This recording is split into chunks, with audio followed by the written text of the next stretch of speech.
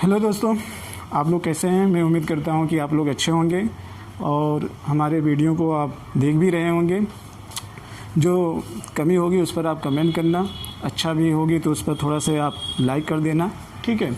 और अपने दोस्तों को आप इसको सेंड कर दीजिएगा, ठीक है। तो आते हैं, बिना समय गवाए हम आप आगे टॉपिक पर चर्चा करते हैं। देखिए, प्रतियोगी परीक्षा पाठ्यक्रम से संबंधित रणनीति। प्रतियोगी परीक्षा पाठ्यक्रम से संबंधित रणनीति किसके लिए? रणनीति परीक्षा में सफल होने के लिए रणनीति। तो प्रतियोगी परीक्षा पाठ्यक्रम से रणनीति के संदर्भ में पार्ट 1 और पार्ट 2 पर मैंने चर्चा कर लिया था।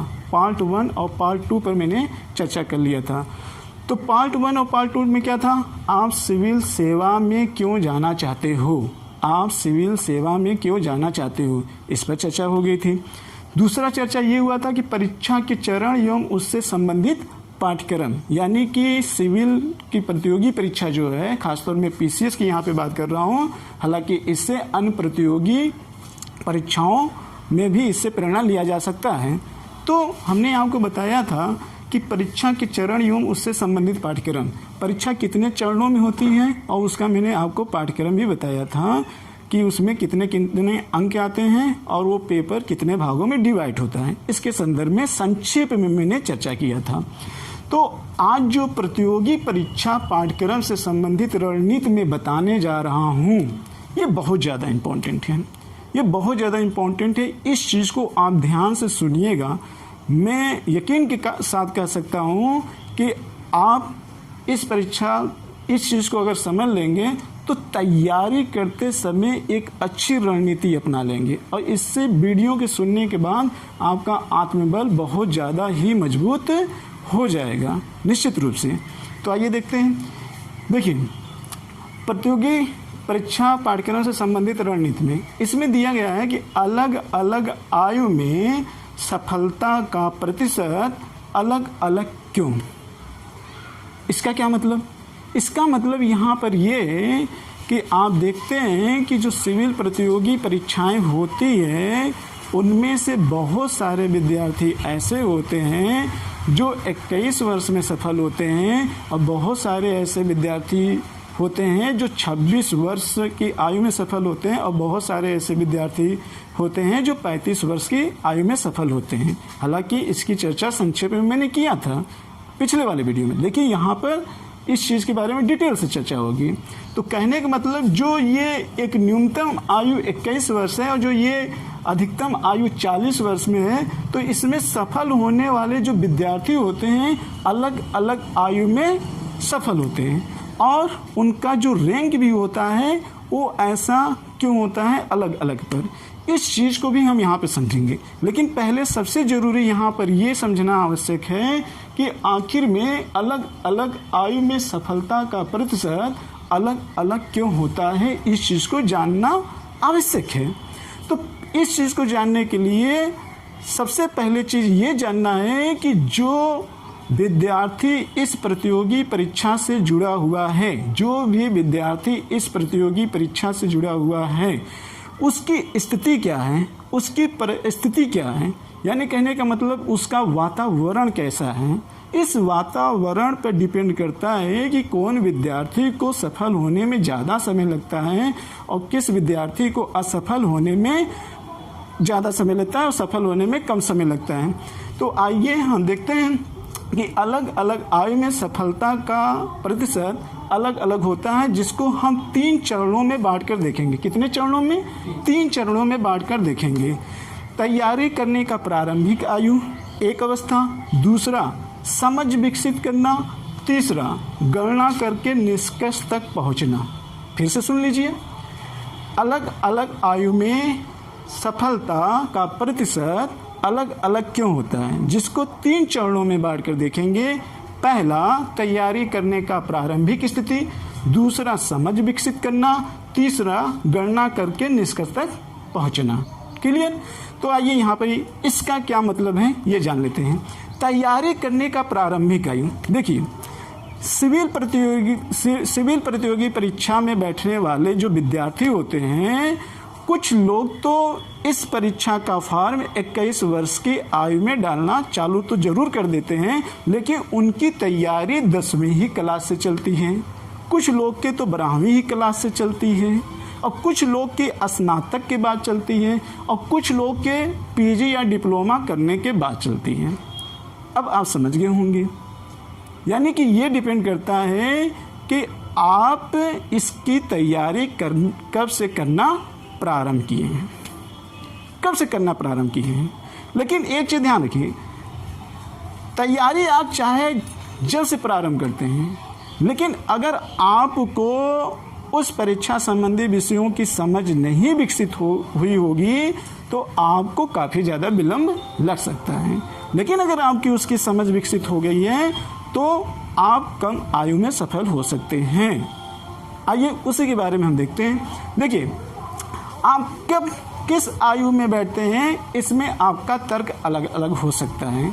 यहाँ पे जो हम चर्चा करने जा रहे हैं, एक सामान्य तरीके से चर्चा करने जा रहे हैं, वो भी कब, 21 वर्ष की आयु में। सभी को मैं मान लेता हूँ कि हर विद्यार्थी 21 वर्ष में फॉर्म भरने के लिए योग्य हो जाता है और वो अपना 0 से स्टार्ट करना प्रारंभ करता है। 0 से प्रारंभ करता है, के लिए 0 से प्रारंभ का मतलब 21 वर्ष की आयु से वो फॉर्म डालना प्रारंभ कर देता है। ठीक है। और कुछ ऐसे लोग हैं जो 0 से नहीं 4 साल बाद डालते हैं। 4 साल के मतलब जब उनकी तैयारी कंप्लीट हो जाती है तब। अब इसी चीज़ को देखते हैं, यहाँ पे लिखा हुआ है कि फॉर्म भरने का उचित ज्ञान कैसे और क्यों। फिर से देखिए, फॉर्म भरने का उचित ज्ञान कैसे और क्यों। कैसे, यानी कि फॉर्म भरने का उचित ज्ञान कैसे होना चाहिए। आप जब पीसीएस का या सिविल एग्ज़ाम का या अन्य किसी प्रतियोगी परीक्षाओं का फॉर्म भरने जा रहे हैं तो सबसे बड़ी चीज़ ये है कि आप उस चीज़ को समझें, उस चीज़ को समझें और उस चीज़ को समझें, यानी कि पूरे सिलेबस के बारे में एक समझ ये होना चाहिए। दूसरी चीज़ ये होना है कि आप निष्कर्ष तक पहुँचें। निष्कर्ष का मतलब ये होता है कि पूरे समझ को डेवलपमेंट करने के बाद उसमें विश्लेषण करके निष्कर्ष करने के बाद ही फॉर्म डालें। ये नहीं कि आप 0 पर हैं, आपको जो एग्ज़ाम की रिक्वायरमेंट है उसको पूरा नहीं कर रहे हैं और आप फॉर्म डालते चले जा रहे हैं, तो इसमें भी आपको विलंब हो सकता है।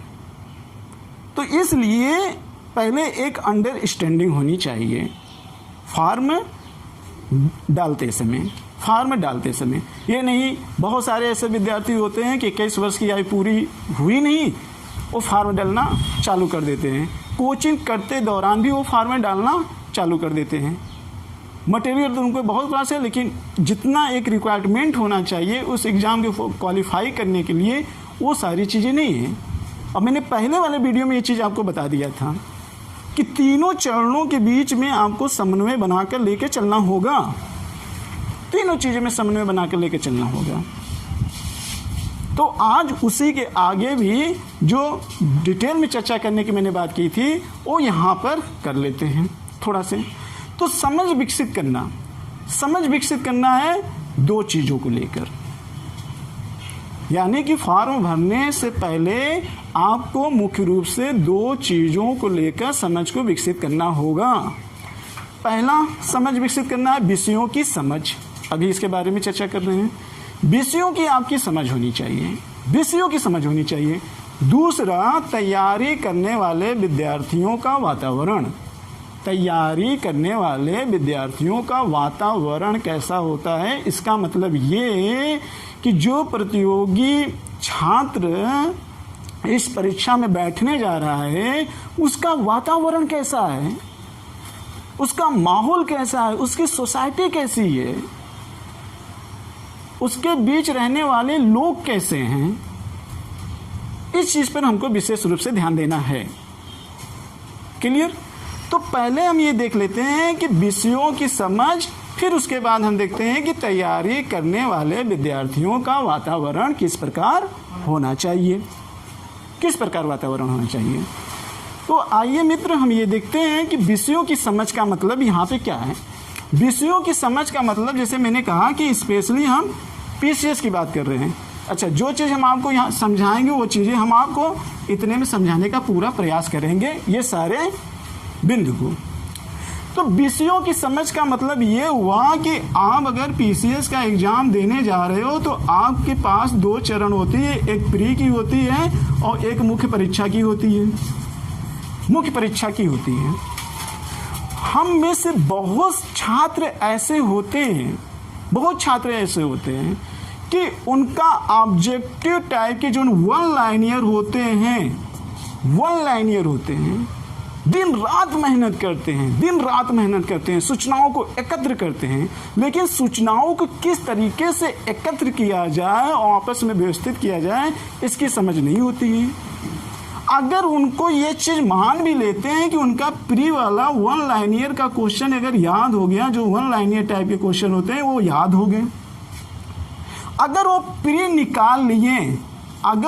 निकाल लिए, मानते हैं कि आप किसी पीसीएस के मेरे अनुसार जहाँ तक मेरी बात सुनते हैं, यानी कि एज लाइक मैं टीचर के रूप में हूँ, तो मैं ये दावे के साथ कर सकता हूँ कि मैं अपने अंदर जो भी छात्र तैयारी करने वाले हैं, मैं उनको 5 साल के अंदर सफलता दिलाने के लिए सक्षम हूँ, बशर्ते वो मेरी बात को पूरी तरीके से फॉलो करें। तो मेरा एनालिसिस ये है कि प्री का, यानी कि मैं अपने सोच के हिसाब से बता रहा हूँ कि सफल होने के लिए कम से कम किसी बच्चे के प्री की तैयारी करने के लिए मैं 2 साल उससे लूँगा और 2 साल तक उससे मैं प्री का फार्म नहीं भरने को कहूँगा। क्यों नहीं कहूँगा, वो मैं सारी चीज़ यहाँ डिस्कशन करूँगा। प्रतियोगी परीक्षा पाठ्यक्रम से संबंधित रणनीति, उसी रणनीति के बारे में चर्चा कर रहा हूँ मैं।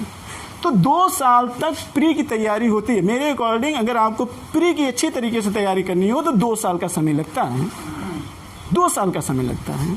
और वहीं पर जहाँ तक मेंस की बात की जा रही है, तो मुख्य परीक्षा के लिए मैं मान रहा हूँ कि इसके लिए किसी को विद्यार्थी को तैयार करने के लिए मुझे 3 साल का समय लगेगा। और जब प्री और मेंस दोनों की तैयारी हो जाएगी, तभी उस विद्यार्थी से मैं ये कहूँगा कि आप पीसीएस की परीक्षा का फॉर्म डालिए। क्यों? क्योंकि इतने समय के अंदर हम उसके अंदर समझ विकसित कर देंगे। और यही चीज़ होता है कि बहुत सारे प्रतियोगी छात्र को इस चीज़ का अनुभव नहीं होता। इस चीज़ का अनुभव होने का मतलब जो मैं कह रहा हूँ कि आखिर में मैं 5 साल के बाद ही क्यों कहूँगा कि आप फॉर्म डालिए। क्यों डालिए आप? अगर इसलिए कह रहा हूँ कि ताकि आपको एक्स्ट्रा 3 साल, 4 साल, 5 साल, 6 साल, 8 साल न लगे और आप तनाव से भी बच जाएं और कम समयों में सफल भी हो जाएं। तो उसके लिए क्या रणनीति होनी चाहिए? ठीक, इतनी बातें हैं। हालांकि यहाँ पर लिखा गया है गणना करके निष्कर्ष तक पहुँचना। ये टॉपिक पर पूरी चर्चा करने के बाद इस चीज़ का पूरा विश्लेषणात्मक तरीके से मैं यहाँ पे चर्चा करूँगा। गणना करके निष्कर्ष तक पहुँचना, प्रतिदिन पढ़ाई कितनी होनी चाहिए, सफलता के लिए सिलेबस एवं समय का अनुपात कैसा होना चाहिए। प्रतिदिन पढ़ाई कितनी होनी चाहिए, सफलता के लिए सिलेबस एवं समय का अनुपात कितना होना चाहिए। फिर उसके बाद हम आपको निष्कर्ष देंगे और ये जो निष्कर्ष होगा ये प्रतियोगी परीक्षाएं के पाठ्यक्रम से संबंधित पूरे रणनीति से संबंधित होगा और अलग अलग आयु में जो सफलता का प्रतिशत होता है उसका भी यहाँ पर निष्कर्ष दिया जाएगा। क्लियर? अब तो आप समझ गए होंगे, भाई समझ गए होंगे कि मैं कहना क्या चाहता हूँ। ठीक, तो आते हैं समझ विकसित करने की बात करते हैं।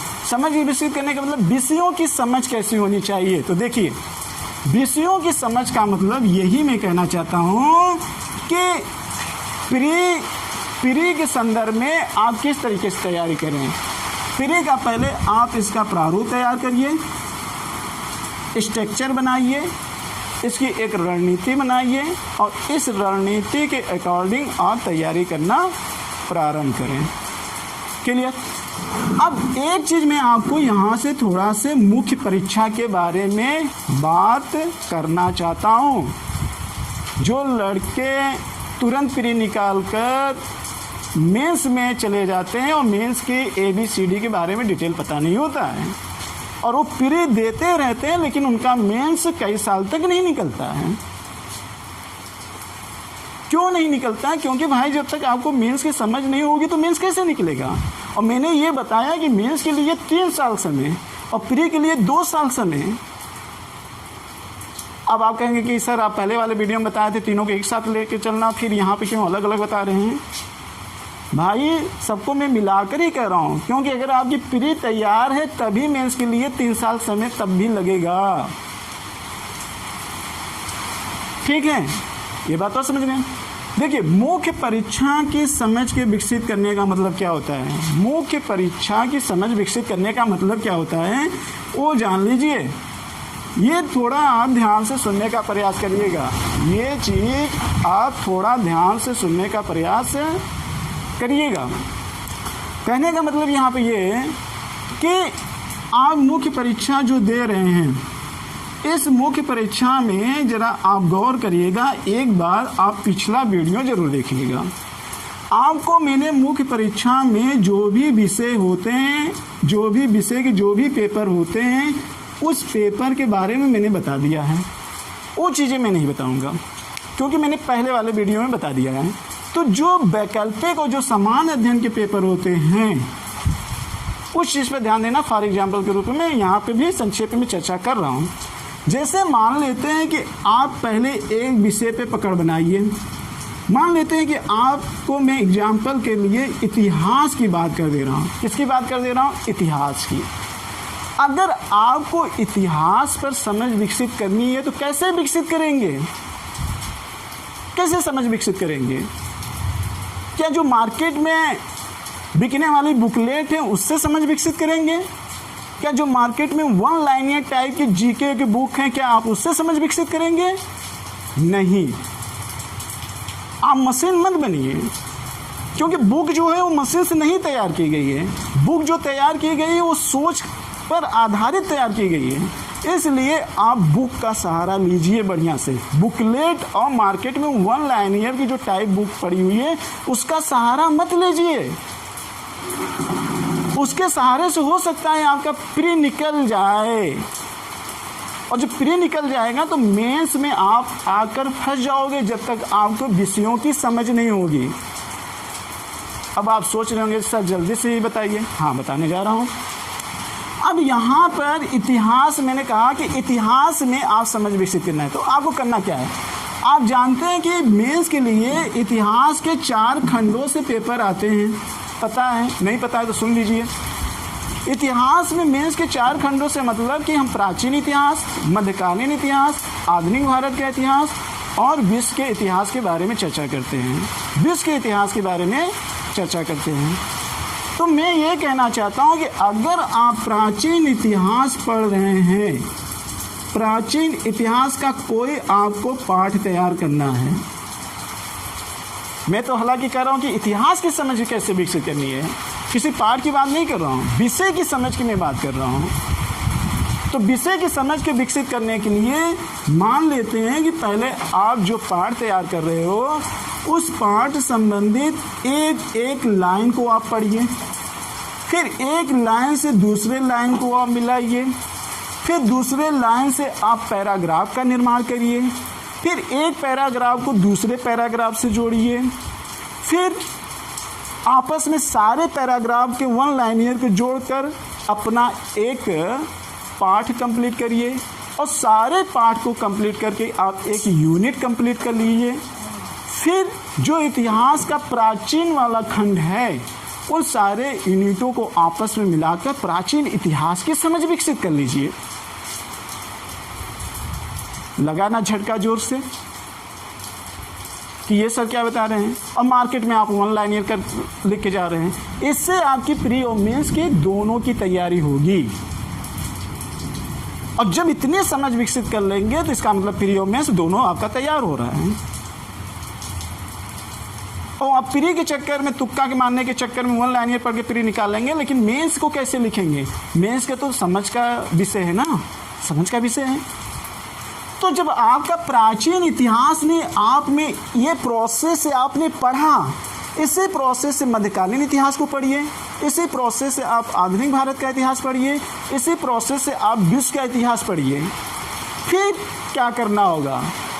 आप सोच रहे होंगे अब और भी कुछ करना होगा। हाँ, अभी तो बहुत कुछ बाकी है, अभी तो टेलर है।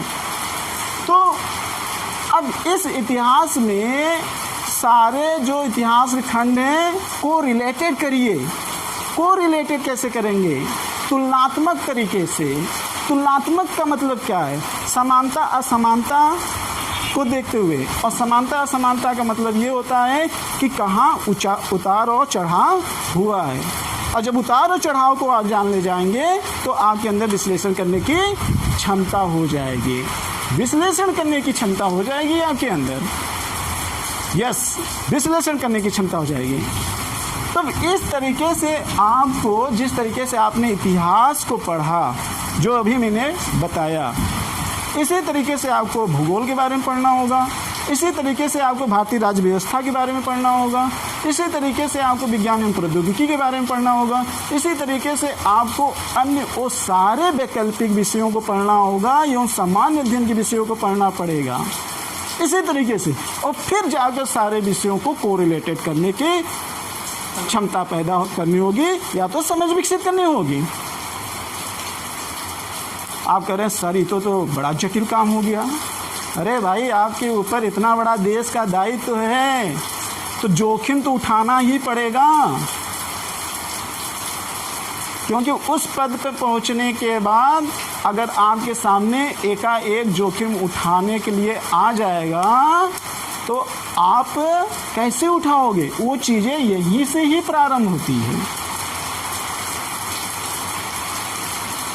तब अगर आपने मेंस विकसित कर लिया, इसके समझ विकसित हो गई, तब उसके बाद आप फार्म में डालना प्रारंभ करो, ताकि आप एक दो ही अटेम्प्ट पे हो जाओ, बार बार प्री नहीं देना पड़ेगा और आपकी ज़्यादा आयु भी नहीं लगेगी। इस तरीके से विषयों की पढ़ने की समझ होनी चाहिए आपके अंदर भाई, होनी चाहिए, निश्चित रूप से होनी चाहिए। अगर आपने इस तरीके से पढ़ा तो जानते हैं क्या फ़ायदा होगा? समझते हैं कुछ? अगर आप किसी एक कोचिंग संस्थानों में जाने के बाद या सिर्फ उच्च सपना या जिज्ञासा पाल लेने के बाद अगर आप हर साल प्रतियोगी परीक्षा पीसीएस का फॉर्म भर रहे हैं, अगर इस तरीके की समझ नहीं है तो आपको पता है 20% करेंट का आपको हमेशा हर साल सामना करना पड़ता है, करेंट का सामना करना पड़ता है, और वो करेंट की प्रासंगिकता अगले साल वाले पेपर में ख़त्म हो जाती है, समाप्त हो जाती है। कौन कौन खेल जीता, कौन कौन पुरस्कार पाया, कौन कौन सम्मेलन हुआ, कौन कौन योजना लागू हुई, किस सम्मेलन में कौन सी बातें कही गई, ये एक साल के करंट की घटना के बारे में पूछता है। तो इसका मतलब किसी के एग्ज़ाम को क्वालिफाई करने के लिए आपको एक साल की पढ़ाई में 2 घंटा पूरा करंट का समय चल जाता है, यानी कि 12 महीने में कम से कम आपको 3 महीने करंट पर समय देना होगा 2 घंटे के प्रति हिसाब से, मोटी मोटा समझ लीजिए। तो प्री तो मान लीजिए करंट पढ़ के बाकी सिलेबस को ऑनलाइन पढ़ के आप निकाल लेंगे, लेकिन डिटेल से विषय समझ के न होने के कारण हर साल आपका 3 महीना खराब होगा, हर साल 3 महीना आपका खराब होगा। फिर निकालते जाएंगे लेकिन कभी मेंस जल्दी नहीं होगा, कभी मेंस नहीं होगा। अंतिम रूप से झंडा गाड़ने के लिए आपको हर तरीके से स्ट्रांग बनना पड़ेगा, हर तरीके से स्ट्रांग करना पड़ेगा, और नहीं निकलेगा तो आपके अंदर तनाव होता चला जाएगा। और जो विद्यार्थी 4-5 बार प्री निकाल के अगर वो किसी भी तरीके से मेंस निकाल भी लिए खुद के, और इस तरीके से अगर उन्होंने समझ नहीं बताया तो पीसीएस में अच्छा रैंक नहीं पा पाएंगे, एसडीएम और डीवाईएसपी के जैसे पद नहीं मिल पाएगा, क्वालिफाई कर पाएंगे लेकिन निर्णय पद ही रहेगा। तो एक अच्छा रैंक हासिल करने के लिए और कम आयु में सफल होने के लिए पहला काम है कि आपको विषयों की समझ होनी चाहिए। विषयों की समझ कैसे, वो मैंने आपके सामने संक्षेप में यहाँ पे चर्चा किया, संक्षेप में मैंने यहाँ पे आपके साथ चर्चा किया। क्लियर? संक्षेप में मैंने चर्चा किया। अगला आपके सामने ये आएगा कि तैयारी करने वाले विद्यार्थियों का वातावरण कैसा होना चाहिए। तैयारी करने वाले विद्यार्थियों के लिए वातावरण कैसा होना चाहिए, क्योंकि विषयों की समझ विकसित तभी अच्छी हो पाएगी जब तैयारी करने वाले विद्यार्थियों का वातावरण अच्छा होगा। मैं आपको ये बता देना चाहता हूँ कि इस परीक्षा में इकोनॉमी संसाधनों से कहीं ज़्यादा वातावरण अच्छा होना चाहिए, वातावरण अच्छा होना चाहिए, प्रतियोगी क्षेत्र का वातावरण होना चाहिए, तभी आप इस विषयों की समझ विकसित कर पाएंगे। मुझे माफ़ करिएगा दोस्त, बारिश बहुत ज़्यादा हो रही है जिससे हम वीडियो की क्वालिटी नहीं आ पाएगी, इसलिए मैं अपने टॉपिक को यहीं पर थोड़ा सा समाप्त कर रहा हूँ। इसके आगे नेक्स्ट वीडियो में जोड़कर हम आगे आपको बताएंगे। इसके लिए मुझे क्षमा करिएगा क्योंकि बारिश बहुत ज़्यादा हो रही है। नेक्स्ट टाइम आपसे मिलते हैं।